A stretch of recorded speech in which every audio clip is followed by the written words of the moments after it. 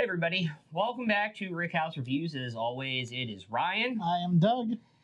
And today is honestly the most nervous I've ever been for a review on the channel, as we review a mammoth of a bottle, the 16-year Austin Nichols Archive Cheesy Gold Foil from Wild Turkey 2026.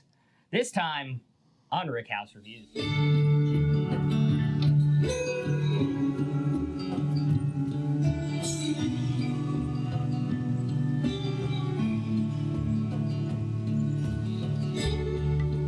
So, we know a lot about Wild Turkey. Yes. They have released some incredible bottles last year. We had the last Master's Keep. Yep. The Austin Nichols Archive is the new series taking over for that. Specifically after Beacon, I think anything was going to be a hard follow-up to that. So they decided to release a 16-year Wild Turkey product as a nod to the 12-year Cheesy Golds from the late 80s, early 90s. This is a ridiculous bottle. I think the MSRP is $400. They knew what they were doing.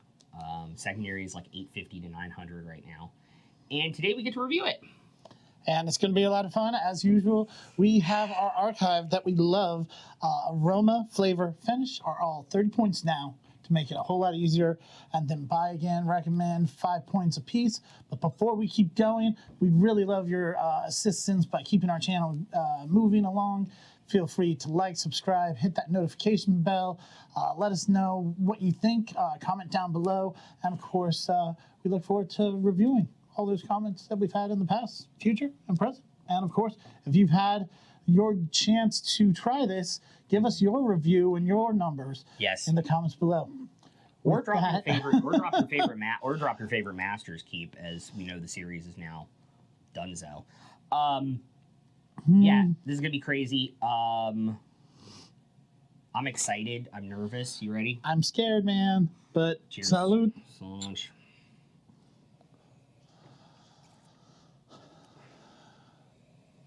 That nose, though, is insane. Like, I don't know how. I don't know how or why this happens, but there are certain bourbons that, if they're treated right, can smell dusty. And they, having had some of the Cheesy Gold Foils and older turkey products, they have nailed the. What is the proof? Smell. It's 42.5? Is that what I've read? No, it's 60. 60. 120 proof. 120. And that does not smell. It doesn't smell like it at all. It has this very distinct dusty smell on it, and then you get like that turkey rickhouse funk that's very prevalent on a lot of like their older stuff. Like the Russell's 13s. The burnt. The Beacon. Mm-hmm. You get, there's like that. It's Very like dust sweet. and then funk and then like brown sugar molasses sweetness on it. And you can smell it has just a little bit of heat, which is what I want off of a turkey product. There's the heat. Yeah, it comes on at the very end. It's like that. Have you seen that viral video of the guy reviewing scotch where it's like, "Oh, hello. Oh no. How are you?" I need to send that to you. Good day. Good day. Good day, my friend. Exactly. Good day, my friend. You just want more. Mm-hmm.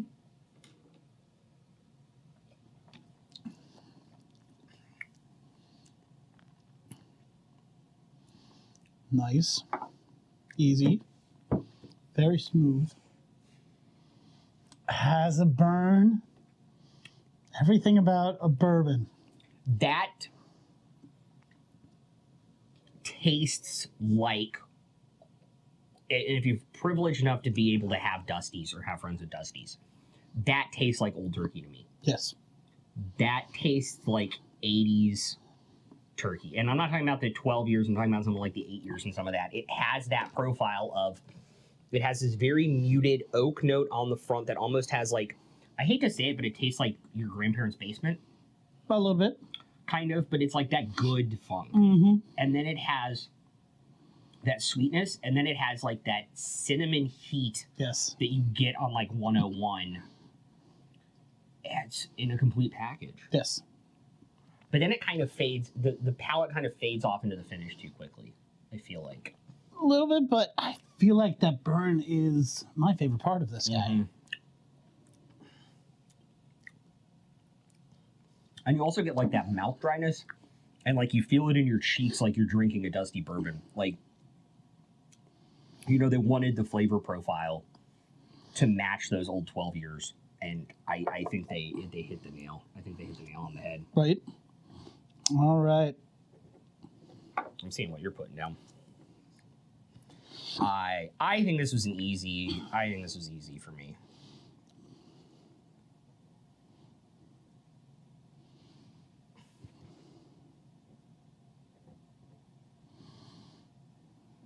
Yeah.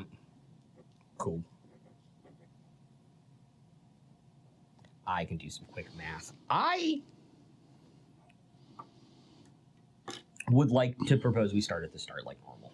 The aroma. Not do anything fun. The aroma. The aroma.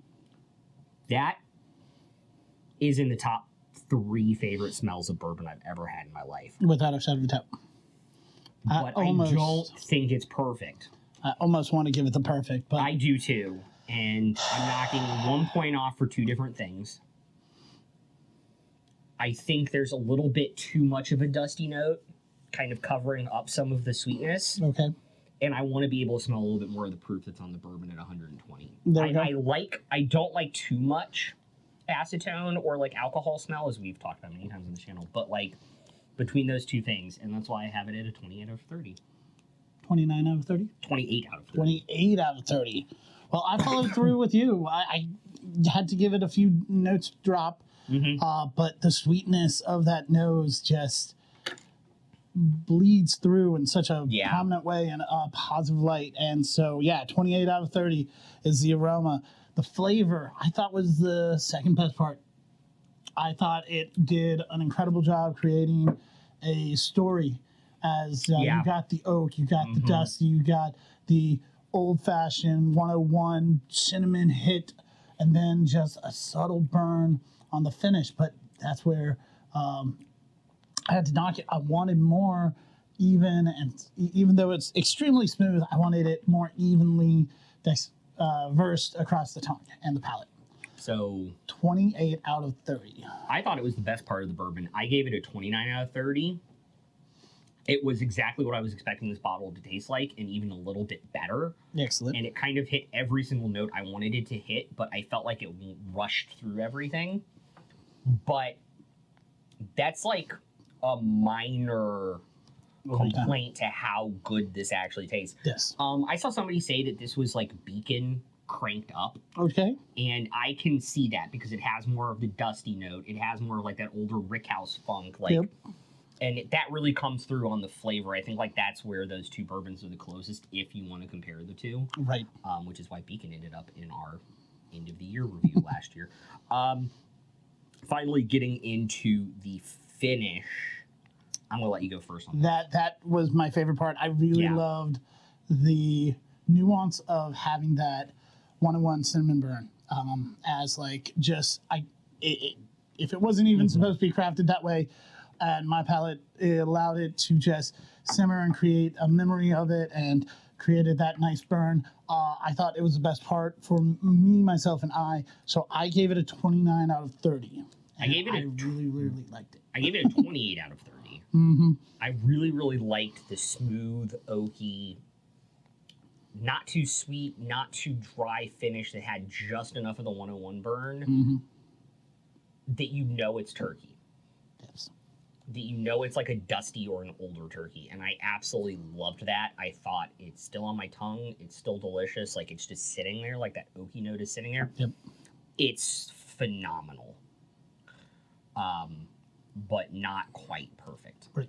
And I think that's the safe thing to say is this is extremely good, but it's not perfect. Right. Like this is probably the best thing we've reviewed on the channel. Oh, without a shadow of a doubt. But it's not perfect. Nope. I have a really weird feeling because I can see our scores that this is going to be one seed. Buy again and recommend is where this is going to get absolutely crazy for 2 different reasons.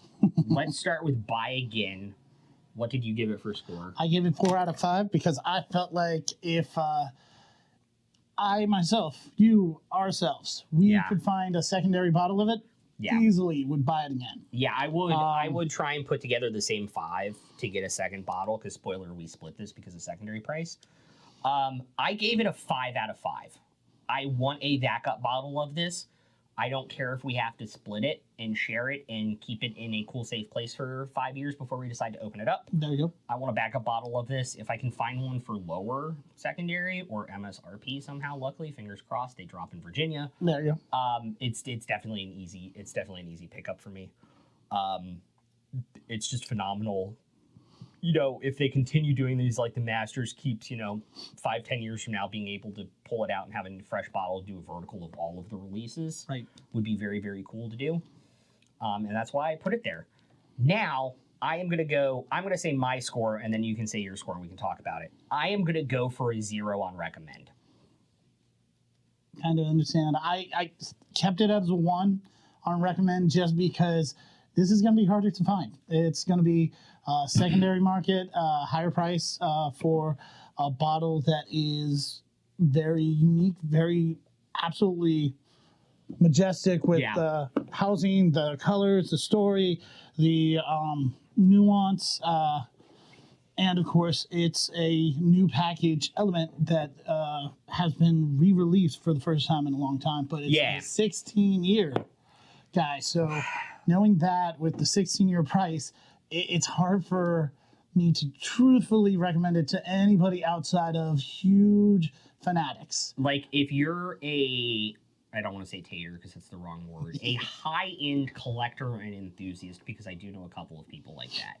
I could see recommending this to you, but I don't think that's worth giving it even a point. I cannot in good conscience tell someone to go out and try and find this bottle, knowing what the MSRP is and knowing what the secondary prices are. And I imagine the secondary, once controlled states start dropping it and other places start dropping it, because it's only had like a few releases now, secondary is going to go down, but then it's going to go back up. And so that's why I ended up at a 0 overall. The overall score is going to be over the bottle. Can I see your numbers real quick? I think that's you and I tied because we did the same 3 scores. -4, -1. 2 28s to 29, and then 5 points in buy again and recommend. So this is very, very high. The score's over the bottle. Our breakdown will be at the end of the video. I would not be surprised to see this as the 1 seed at the end of the year. Understandable. That's crazy. Not in a bad way. Not in a bad way. In a very, very good way. It's crazy. At least your nerves are a little less shaken. Yeah, I was I was sweating before we filmed this review because the money and time invested in getting this to review was very, very high, and if it didn't live up to expectations, I was going to be crushed. Yep. But it did. I'm Thank excited. God. I'm happy. I cannot wait to share this with the other people who helped put in for this so we could review it on the channel. And you guys know who you are, and thank you very, very much. We appreciate you. But I think that's about wraps it up for us.